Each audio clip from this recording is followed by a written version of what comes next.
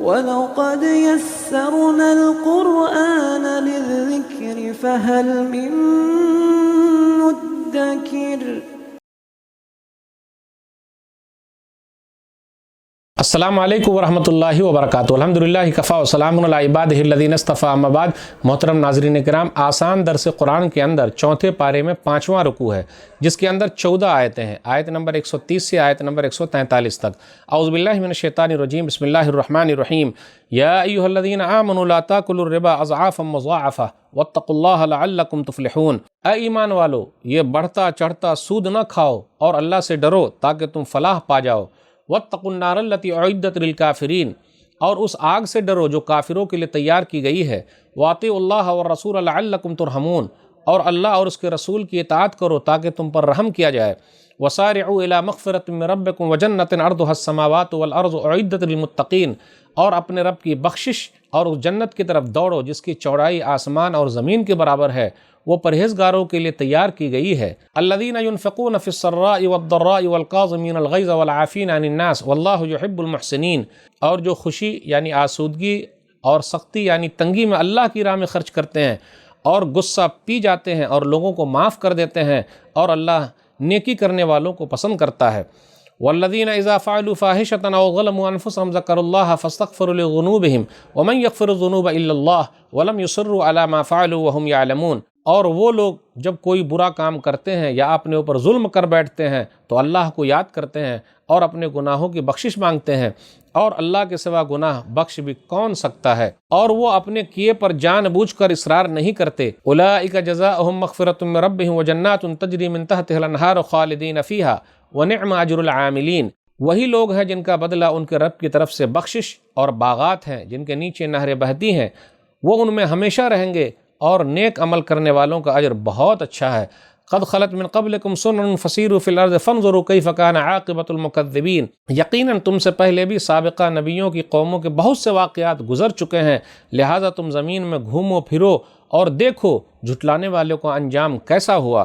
ھذا بیان للناس وہدی وموعظۃ للمتقین، یہ قرآن لوگوں کے لیے وضاحت اور پرہیزگاروں کے لیے ہدایت اور نصیحت ہے۔ ولا تہنوا ولا تحزنوا وانتم الاعلون ان کنتم مؤمنین، تم ہمت نہ ہارو اور غم نہ کھاؤ، اور اگر تم سچے مومن ہو تو تم ہی غالب رہو گے۔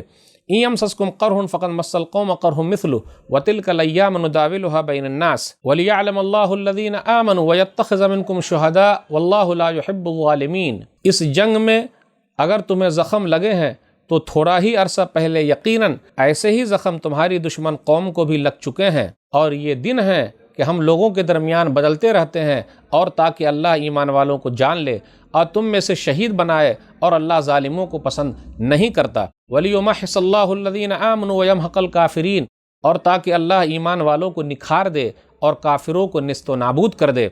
ام حسبتم ان تدخلوا الجنہ ولما یعلم اللہ الذین جاہدوا منکم ویعلم الصابرین، کیا تم یہ سمجھتے ہو کہ تم یوں ہی جنت میں داخل ہو جاؤ گے، حالانکہ ابھی اللہ نے یہ تو دیکھا ہی نہیں کہ تم میں سے کون اس کی راہ میں جہاد کرنے والے اور صبر کرنے والے ہیں۔ وَلَقَدْ كُنْتُمْ تَمَنَّوْنَ الْمَوْتَ مِنْ قَبْلِ أَنْ تَلْقَوْهُ فَقَدْ رَأَيْتُمُوهُ وَأَنْتُمْ تَنْظُرُونَ، اور یقیناً تم موت کے آنے سے پہلے اس کی تمنا کیا کرتے تھے، چنانچہ اب تم نے اسے اپنی آنکھوں سے اپنے سامنے دیکھ لیا۔ ناظرین کرام، آسان درس قرآن کے اندر چوتھے پارے میں یہ 5واں رکوع ہے، جس کے اندر 14 آیتیں ہیں، آیت نمبر 130 سے آیت نمبر 143 تک، 130 to 143۔ آیت نمبر 130 میں یا ایھا الذین آمنوا لا تاکلوا الربا اضعافا مضاعفہ، اے ایمان والو سود کو بڑھا چڑھا کے مت کھاؤ۔ یہ بڑھا چڑھا کر مت کھاؤ تو اس کا مطلب کم کھا سکتے ہیں کیا؟ جی نہیں، بڑھا چڑھا کر مت کھاؤ، سود میں چھوٹا بھی مت کھاؤ، بڑا بھی مت کھاؤ، زیادہ بھی مت کھاؤ، کم بھی مت کھاؤ۔ اور یہاں سود والی آیت اس لیے آئی کہ مال غنیمت ہی کے تو چکر میں جو جنگ جیتی گئی تھی وہ جنگ ہار گئی، اور سب سے بری کمائی ہے کہ آدمی سود کے ذریعے، بیاج کے ذریعے، انٹرسٹ کے ذریعے پیسہ کمائے، اس لیے یہ آیت یہاں لائی گئی ہے۔ پھر اس کے بعد آگے نیک لوگوں کا تذکرہ ہے، اور وہ آیت لا کر ڈرایا گیا، لوگوں اللہ اس کے رسول کی بات مانو تبھی اللہ کی رحمت آئے گی، آگ سے ڈرو کیونکہ وہ کافروں کے لیے تیار کی گئی ہے۔ اب نیک لوگوں کی نشانی بیان کی جا رہی ہے۔ نشانی یہ ہے کہ وہ لوگ خوشحالی میں اور تنگی میں اللہ کے راستے میں خرچ کرتے ہیں، پھر اسی طرح غصے کو پی جاتے ہیں۔